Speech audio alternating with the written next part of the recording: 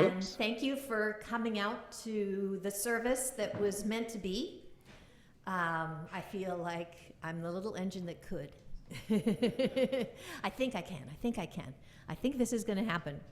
Anyway, we have a glorious day, and welcome to everybody here in the chapel. This service couldn't be possible without the volunteer efforts of all of the people who selected poems and then said they would read them or sing them. So thank you to all those people.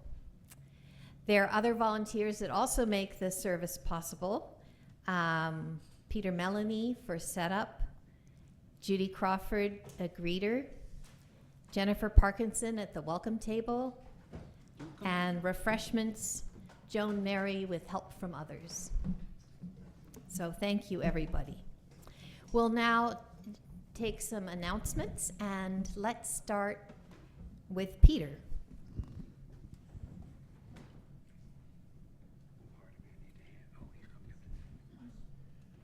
I just want to remind people that after the service today, and have you had your coffee or something to eat, that we're going to gather in a circle in the front here for a kickoff meeting about the memorial garden that was proposed about 2 or 3 years ago, and nothing's happened. So this is to bring it to the fore, and my goal is that by Earth Day or the end of April, we will have a plan to present to the congregation for approval. Thank you.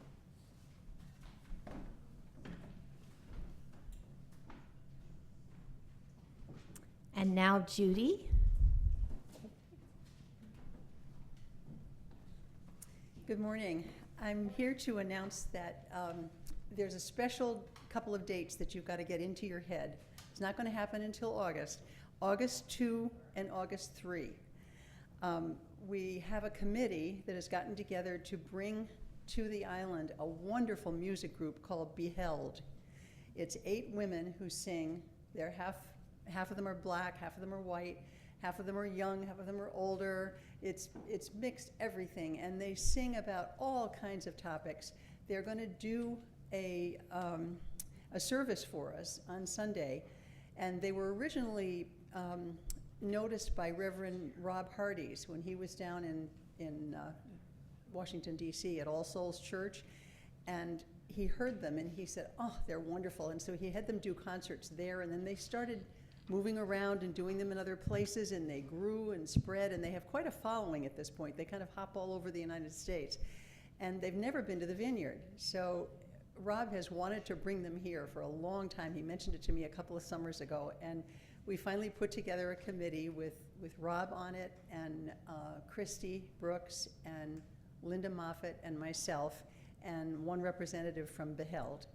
And it's going to be a big undertaking. On August 3rd, they're going to do our service. And on the day before, at 4 o'clock in the afternoon, they're going to do a concert that's a fundraiser for the church. They are donating totally their services for the weekend for just the cost of bringing them here. Now, I say just the cost. It's going to cost $3,200 to bring them here because their schedule is tight. We have to fly them up from Washington. So it's a big undertaking. We've got to do a lot of fundraising, and we're really looking forward to it. And our hope is that we can use the land out here and possibly even the barn for a reception afterwards and make it a really nice champagne reception and a nice, just a nice thing all the way around. So did I mention August 2nd and August 3rd? Have that in mind.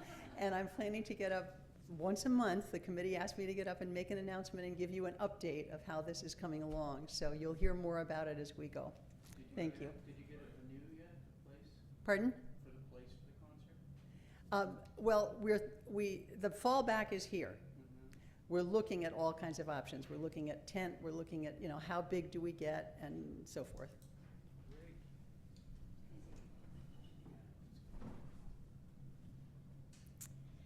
Then I have a couple of messages from Emily Solaraza, who couldn't be here today. She says, the Spiritual Book Club met yesterday on Zoom. They just finished reading the Book of Joy, which is based on the time that the Dalai Lama and Desmond Tutu spent together celebrating their 80th birthdays. This wonderful occasion was also made into a documentary movie called Mission Joy, and we'll be showing that movie on Saturday, March 22nd at 3:30 p.m. with a potluck discussion to follow here at the church. The movie is fabulous, so please mark that in your calendars. The March book is Listening Below the Noise. So if you want to get ready for the discussion in early April, the book is Listening Below the Noise. Then our second announcement is that there will be one more round of Project Connect this spring before a hiatus until late fall.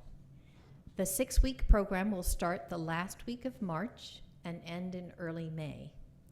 If you're interested, please send an email to the UUSMV email or fill out the survey which is in the Friday newsletter. If there's enough interest, we will offer an evening group from 6 to 7:30 p.m. for those who work during the day. This is unusual, so if you're busy during the day, this is your chance to participate. Please sign up. If you're here in the chapel and are interested in the spring session, there is another way to express your interest. You can write your name, email, and phone number on the Project Connect page at the back of the chapel after the service.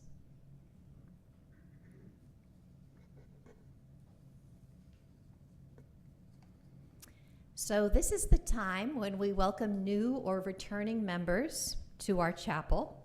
I'm going to bring around the mic. Please feel free to say your name and where you're from.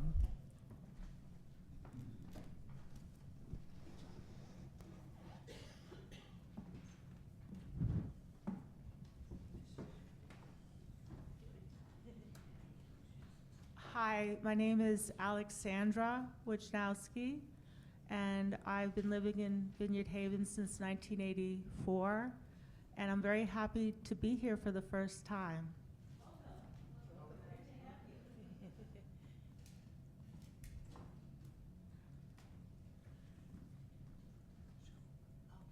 Thank you. Is there anybody new on Zoom?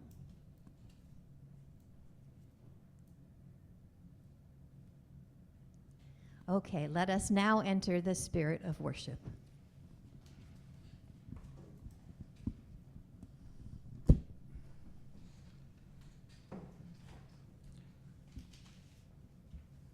Given the theme and the title of the sermon being Words of Love, I had no choice but to decide to sing this song. I've played the music often for the offertory, but there's lyrics.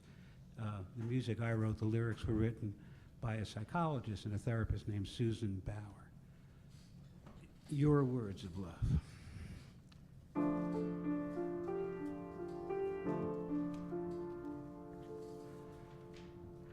For so long I believed the voice in my mind, the voice saying love brings only mystery.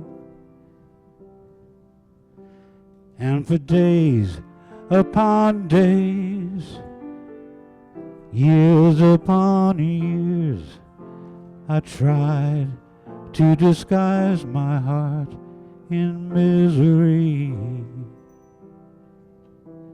I'm reaching out across this empty space.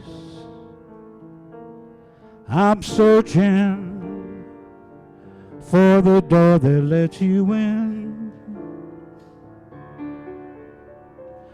Can you see the man behind this changing face?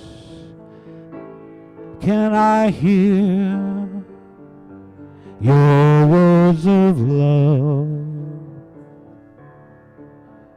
Then you dimly appeared, so deep in my dream, the glow of your precious love shined on me. And for once in my life,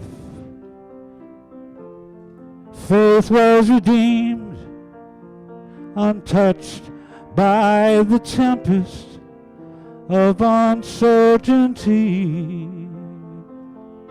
I'm reaching out across this empty space. I'm searching for the door that lets you in.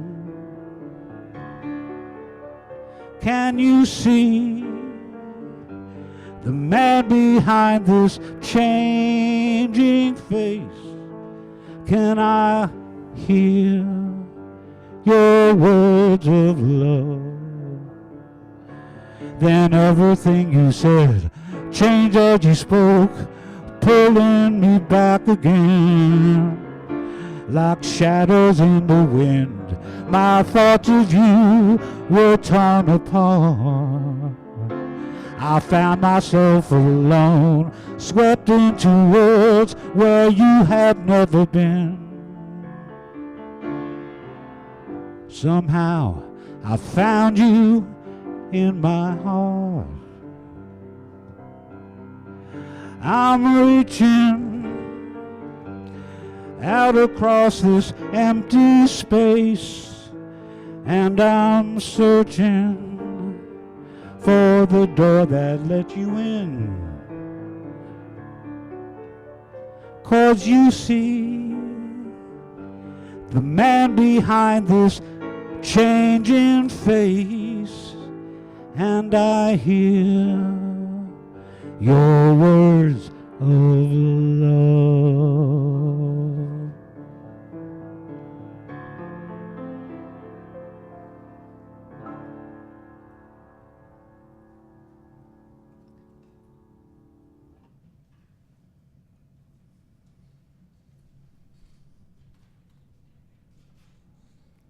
Thank you, Peter. I will now read the chalice lighting words, and Chris, would you please light the chalice? These are by Gretchen Haley. For this one moment, know only that you are loved, that you are safe and whole and loved. Know that you belong here, here among us, here upon this earth, in your body, however tired or broken your heart may be, whatever fear, disappointment, anger you carry. For this hour, know that you are not alone. Come, let us worship together. You are beloved, and you are welcome here.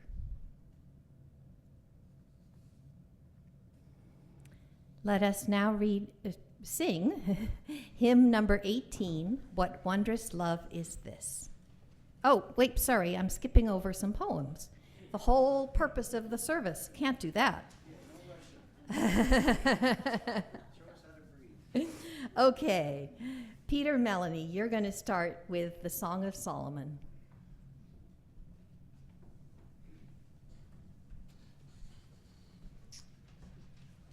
I have to say that my wife put this together. I didn't. So anyway,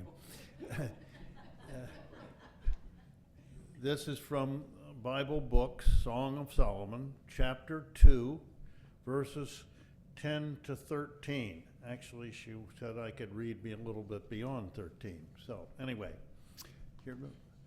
My beloved spoke and said to me, Rise up, my love, my fair one, and come away, for lo, the winter is past, the rain is over, and so is the snow, and gone. The flowers appear on the earth, the time of singing has come, and the voice of the turtle dove is heard in our land.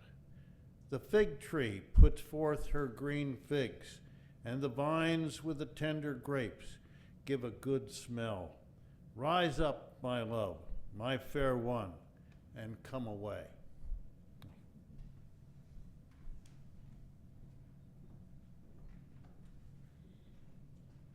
Okay, rise up, Judy Crawford, and come join the pulpit.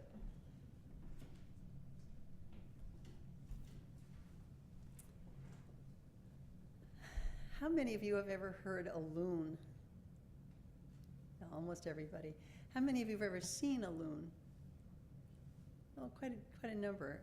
Often people have heard them but never been able to see them. I brought a picture of a loon that was drawn by Tad. And the story behind this is that his family, going back to his grandfather, had a summer place up in Canada, in Parry Sound, Lake Huron. And the family used to go up and gather there, and other families that were originally, it was a group of Bethlehem Steel people from Pennsylvania who kind of created this little camping area. And then eventually, like the campground, the camping tents came down and they built up cabins and so forth. So his grandfather built this cabin, and shortly after we were married, he brought me up to see the cabin and to stay there. And in the afternoon, a group of women decided that they were going to go out for a kayak trip late in the afternoon. And someone said, well, why don't we go at night and see the stars? And we all thought that was a great idea. So we planned to do that. And Tad said, well, I'll stay back at the cabin and read my book, and I'll be happy. So go have a good time, which I did. And while he was sitting on the cabin porch reading his book, he heard a loon out on the lake, and that wonderful haunting sound that a loon can make. And he wrote a poem, and it was almost a year before I saw the poem. He worked on it as pure Tad Crawford. He took it home and he changed it and corrected it and nudged it and tweaked it, and finally by our anniversary on July 4th, the following year, he gave it to me. And it's called The Loon. There is a loon in me. He entered one night after the sun had set over distant islands, leaving behind the silhouette of gnarled, windswept pines. The loon calls out in the dark, seeking his partner. Loons mate for life, and I have done the same. The loon in me is content to be alone, to look up at the starlit northern sky. That very same loon in me adores his mate and loves to share the darkness with her. And so he calls out, beckoning her.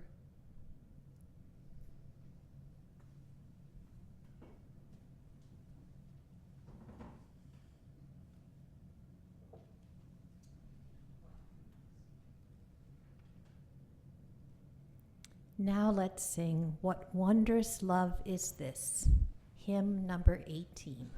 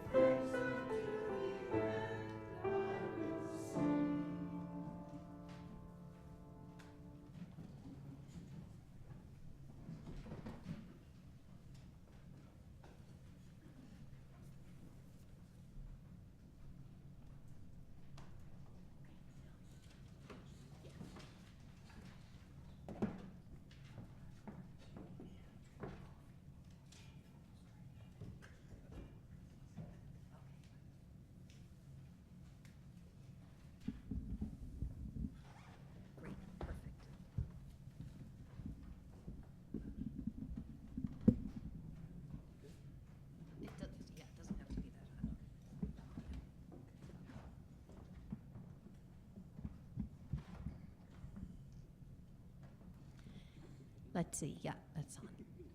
Okay. I'm here to read today a story for all ages. And it was a bit tricky to find a book about love for all ages. Kids, of course, are so concrete, and love is a pretty, can be a more abstract concept. So anyway, but I found this about a little robot named Z, and the story is Love Z.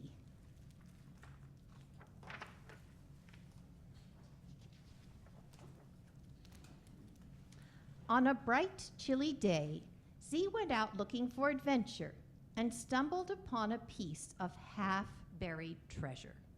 He found a bottle. Inside was a message too smudgy to read, except for 2 words at the very bottom: Love, Beatrice. The young robot did not know what love meant or who Beatrice was, but they felt important. So Z tucked the treasure away and headed toward home.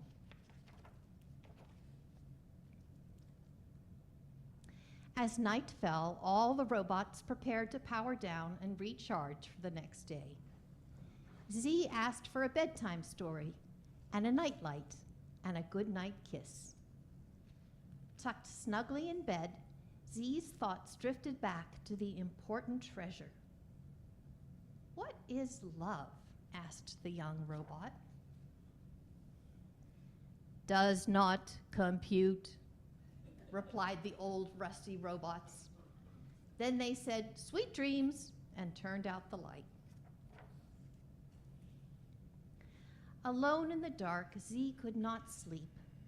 The other robots had always been able to answer Z's questions. If they did not know what love meant, who would? Maybe there was one person.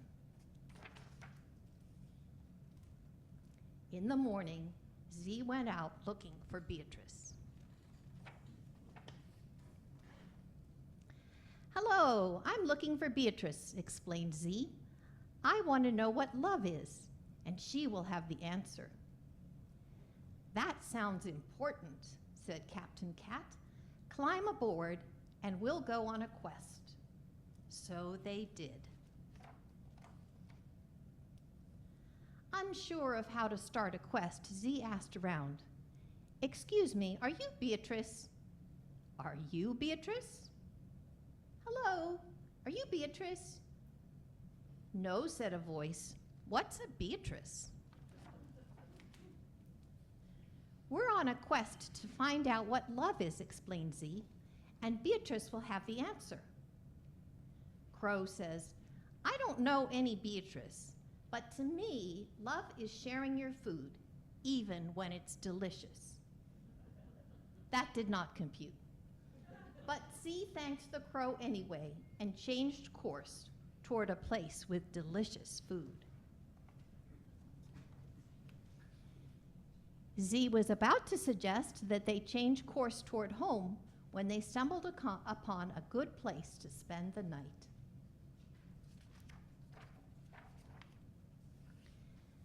"Hello, we are on a quest." "Oh, never mind." "Hello, I'm Beatrice," said the woman. Z could not believe their luck. "What are you doing out there in the cold?" asked Beatrice. "Looking for you," explained Z. "And I want to know what love is, and I thought you would have the answer." Beatrice paused to think. She thought and thought and thought some more. Love is difficult to explain. It's warm and cozy and safe. You'll know it when you feel it. Z hoped she was right. "It's getting late," said Beatrice. "Let's get some rest." The young robot was preparing to power down and recharge for the next day when the old rusty robots arrived unannounced. "Z, you were gone. We were worried." "But we found you. we brought you your favorite bedtime story and your nightlight and a good night kiss. Tucked snugly in bed, Z felt warm and cozy and safe. It was a feeling the young robot had had many times before. But now it had a name. And he's sailing away, and he left a bottle for Beatrice that says, "Love Z." Please hold us in our loss when it feels that people go and all the pieces will never be made right.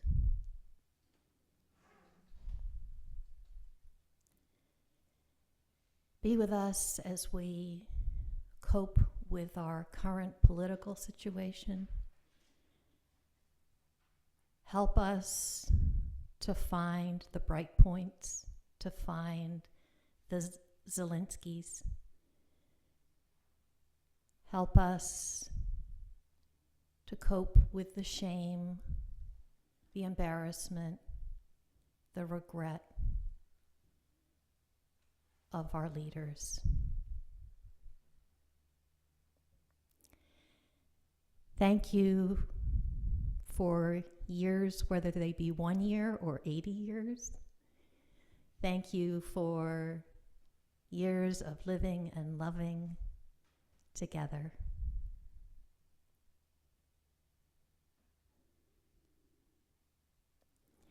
And thank you too for this community and for how we reach out to people in these walls and beyond these walls, and help us to continue to do that. Amen. Let us now remain seated and sing Spirit of Life.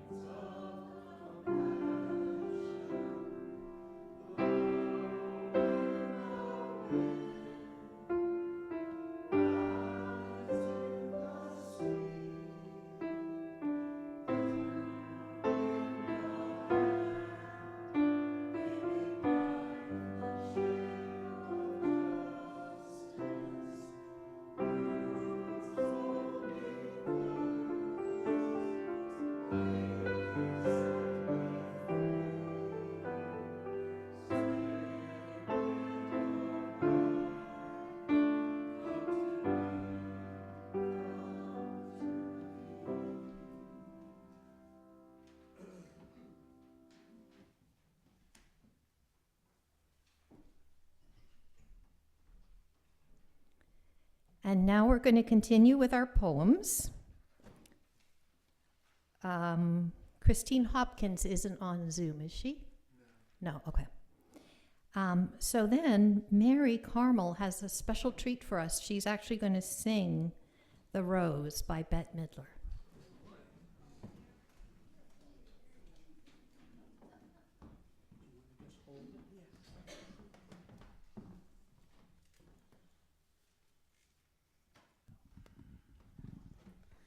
I used to pick this out on the piano when I was a little girl. Okay. Some say love, it is a river that drowns the tender reed. Some say love, it is a razor that leaves the soul to bleed. Some say love, it is a hunger, an endless aching need. I say love, it is a flower, and you, its only seed. It's the heart afraid of breaking that never takes the chance. It's the dream afraid of waking that never learns to dance. It's the one who won't be taken, who cannot seem to give.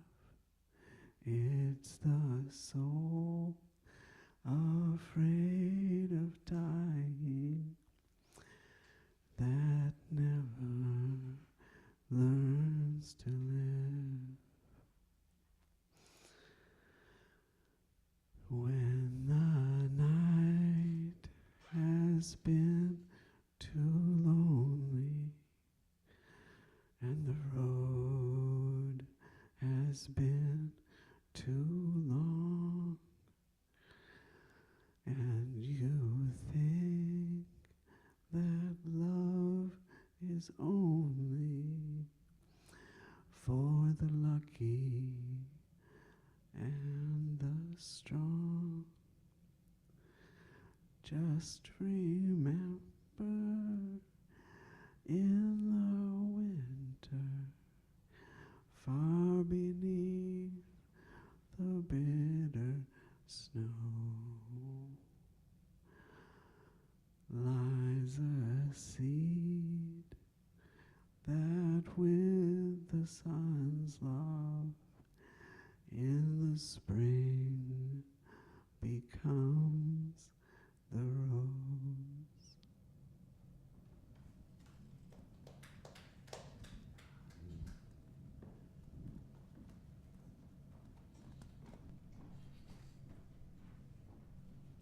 Thank you for that love lullaby. Beautiful. Let us now sing hymn number 100, I've Got Peace Like a River, and just verses 1 through 3.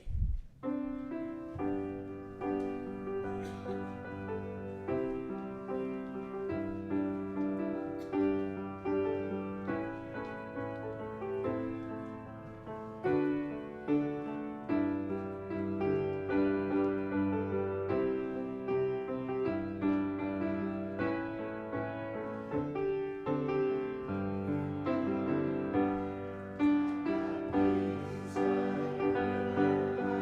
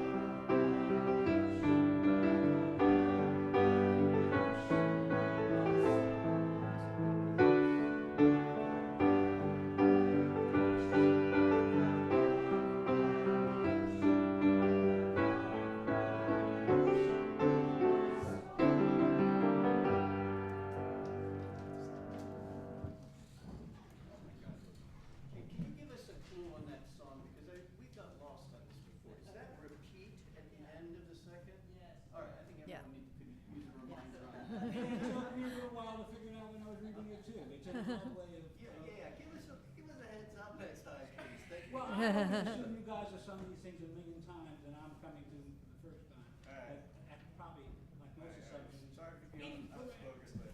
A for effort. Okay, we're going to move on now to poems, and Karen has several for us.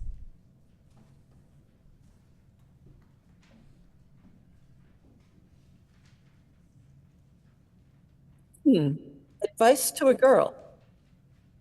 No one worth possessing can be quite possessed. Lay that on your heart, my young angry dear. This truth, this hard and precious stone, lay it on your hot cheek. Let it hide your tear.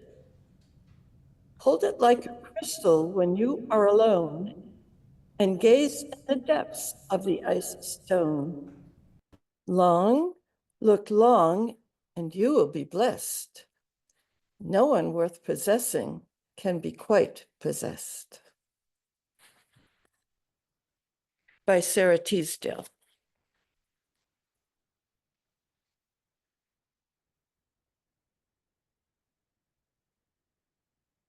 And this is Love But Know Not Why by Anonymous. Love not me for comely grace, for my pleasing eye or face, nor for any outward part, no, nor for my constant heart. For those may fail or turn to ill, so thou and I shall sever. Keep therefore a true woman's eye, and love me still, but know not why. So hast thou the same reason still, to dote upon me ever.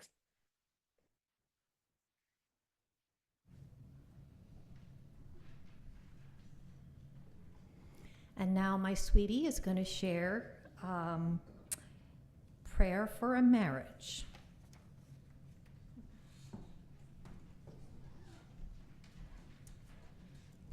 Just a brief backstory. This prayer for a marriage poem by Steve Scafidi was read at our wedding in January of 2006.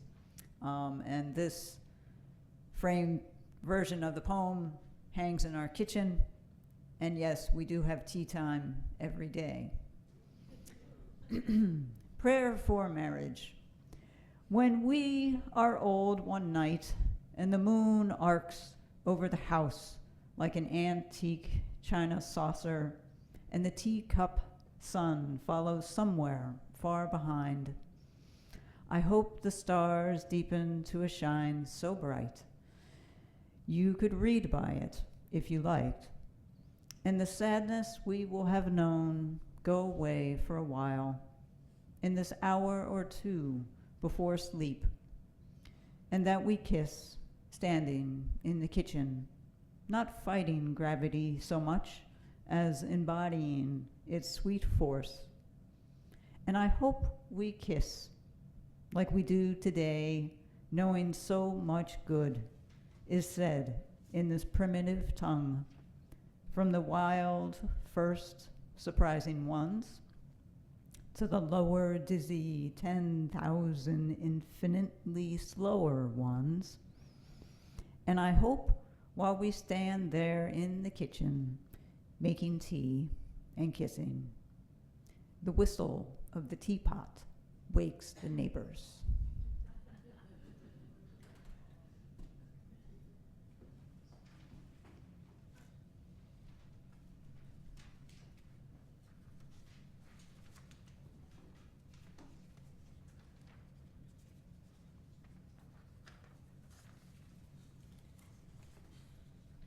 What will you take from this place today? Will it be the message, the music, the inspirational words, the sharing of each other? And can you leave a part of yourself? An offering of the willing will be accepted with love and reverence.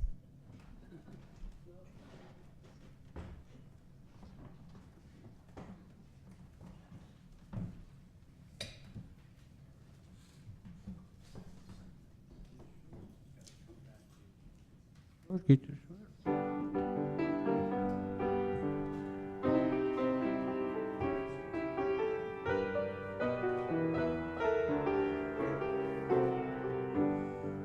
There's magic in the ocean, heaven in the hills. Even though our common sense keep us from them still, we sleep to find it in our dreams, pray to find the will to see magic in the ocean, heaven in the hill. When I do not see the rain, I know my head is hung. Every day has got its rain like teardrops on the sun. I ain't looking for good weather, looking for a thrill, but magic in the ocean, heaven in the hill. And when I can unfold myself, I set my hungry soul to sail along on every breeze. It effortlessly goes.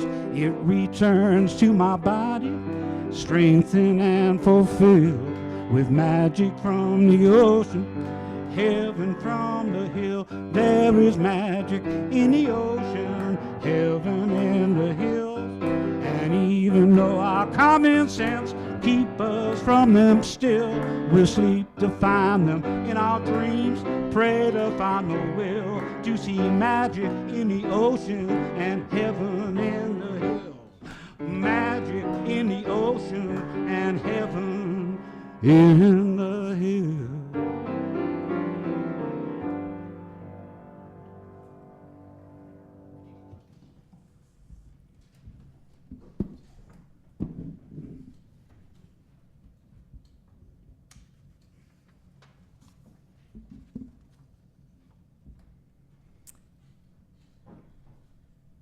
I'm just going to wrap up a little bit of what we've been hearing about love. This is from the Reverend Scott Taylor in a Soul Matters packet. Love, it sits in the chest, at least at the start. It's what makes our heart beat again after being broken, and our lungs breathe again after being closed off in the dark for so long. For some, it came in the form of our grandfather's eyes, which saw us as carriers of something bigger and more precious and older than our little bodies disclosed. For others, it arrived as we pressed hard against our mother's warm skin and heard a speechless whisper say that we can always come home. We were taught love by those who arrived in the midst of our fear and shook as we shook, instead of simply trying to make our trembling stop. But here is the secret, the inevitable awakening, the wonder that each of our lives is meant to reveal. Love doesn't just love us. It asks us to become it. True love is always a thunderstorm that cracks us clean open, so the echoes of other breaking hearts can make their way in. As James Baldwin says, "The longer I live, the more deeply I learn that love, whether we call it friendship or family or romance, is the work of mirroring and magnifying each other's light. Gentle work, steadfast work, life-saving work in those moments when life and shame and sorrow occlude our own light from our view. But there is still a clear-eyed, loving person to beam it back. In our best moments, we are that person for another."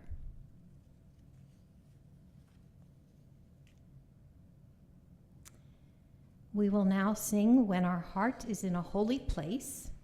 This is in the Teal Hymnal, number 1008.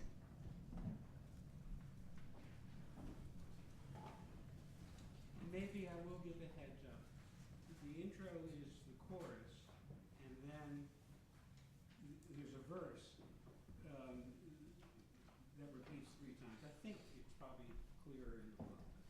I'll I'll just repeat that for those who couldn't hear. So there is a chorus that we start with, and then 3 verses. And after each verse, we go back to that. Okay, after each verse, you go back to the chorus that we start with.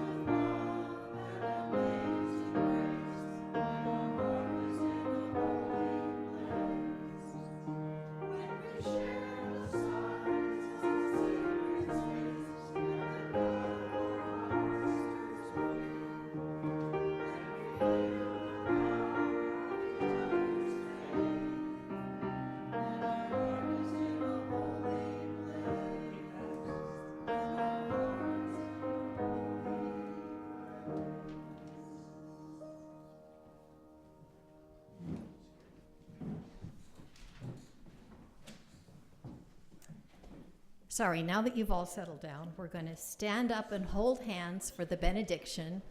And this will be the closing. We will not be doing a postlude. So.